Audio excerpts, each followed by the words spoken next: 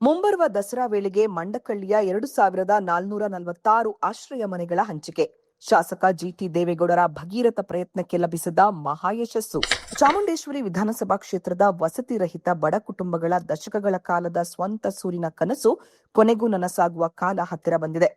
ರಾಜೀವ್ ಗಾಂಧಿ ವಸತಿ ನಿಗಮ ನಿಯಮಿತದ ಪ್ರಧಾನಮಂತ್ರಿ ಆವಾಸ್ ಯೋಜನೆ ಘಟಕದಡಿ ಮೈಸೂರು ಮಹಾನಗರ ಪಾಲಿಕೆ ವ್ಯಾಪ್ತಿಯ ಮಂಡಕಳ್ಳಿಯಲ್ಲಿ ಅತ್ಯಾಧುನಿಕ ಸೌಲಭ್ಯಗಳೊಂದಿಗೆ ನಿರ್ಮಿಸಲಾಗಿರುವ ಒಟ್ಟು 2446 ಆಶ್ರಯ ಗುಂಪು ಮನೆಗಳನ್ನು ಮುಂಬರುವ ನಾಡಹಬ್ಬ ದಸರಾ ವೇಳೆಗೆ ಅರ್ಹ ಫಲಾನುಭವಿಗಳಿಗೆ ಅಧಿಕೃತವಾಗಿ ಹಂಚಿಕೆ ಮಾಡಲು ಎಲ್ಲಾ ರೀತಿಯ ಆಡಳಿತಾತ್ಮಕ ಮತ್ತು ತಾಂತ್ರಿಕ ಸಿದ್ಧತೆಗಳನ್ನು ಮಾಡಿಕೊಳ್ಳಲಾಗುತ್ತಿದೆ.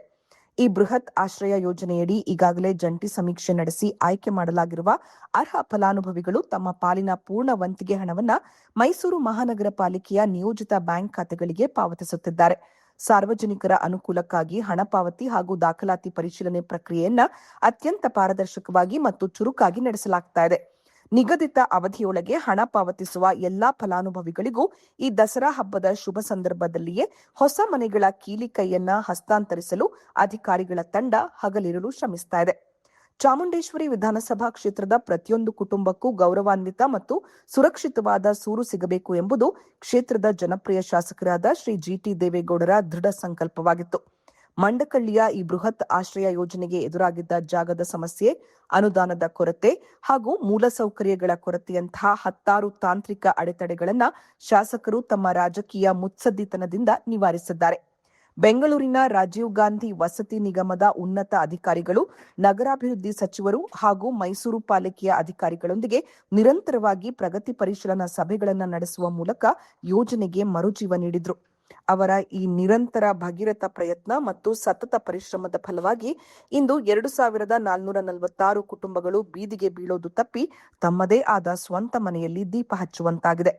ಶಾಸಕರ ಈ ಜನಪರ ಕಾಳಜಿಗೆ ಕ್ಷೇತ್ರದ ಜನತೆ ಕೃತಜ್ಞತೆ ಸಲ್ಲಿಸಿದ್ದಾರೆ. ಮಂಡಕಳ್ಳಿಯ ಈ ಆಶ್ರಯ ವಸತಿ ಸಂಕೀರ್ಣದಲ್ಲಿ ಕೇವಲ ಮನೆಗಳನ್ನು ಮಾತ್ರ ನಿರ್ಮಿಸದೆ ಬಡವರ ಬದುಕು ಸುಗಮವಾಗಲು ಅಗತ್ಯವಿರುವ ಎಲ್ಲಾ ಮೂಲಸೌಕರ್ಯಗಳಿಗೂ ಆದ್ಯತೆ ನೀಡಲಾಗಿದೆ. ಕುಡಿಯುವ ನೀರಿನ ಸೌಲಭ್ಯ, ಸುಸಜ್ಜಿತ ರಸ್ತೆಗಳು, ವಿದ್ಯುದೀಕರಣ, ಒಳಚರಂಡಿ ವ್ಯವಸ್ಥೆ ಸೇರಿದಂತೆ ನಾಗರಿಕ ಸೌಕರ್ಯಗಳನ್ನು ಕಲ್ಪಿಸಲಾಗುತ್ತಿದೆ. ಇದು ಕೇವಲ ವಸತಿ ಸಮುಚ್ಚಯವಾಗಿರದೆ ಬಡವರ ಸ್ವಾಭಿಮಾನದ ಬದುಕಿನ ಸಂಕೇತವಾಗಿ ಮೂಡಿಬಂದಿದೆ.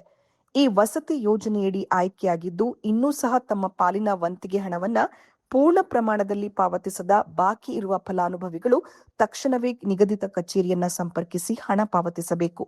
ಆ ಮೂಲಕ ದಸರಾ ಹಬ್ಬದ ಒಳಗಾಗಿ ಮನೆಗಳ ಹಂಚಿಕೆ ಪ್ರಕ್ರಿಯೆಯನ್ನು ಪೂರ್ಣಗೊಳಿಸಿಕೊಳ್ಳಲು ಪಾಲಿಕೆ ಅಧಿಕಾರಿಗಳು ಸಜ್ಜಾಗಿದ್ದಾರೆ.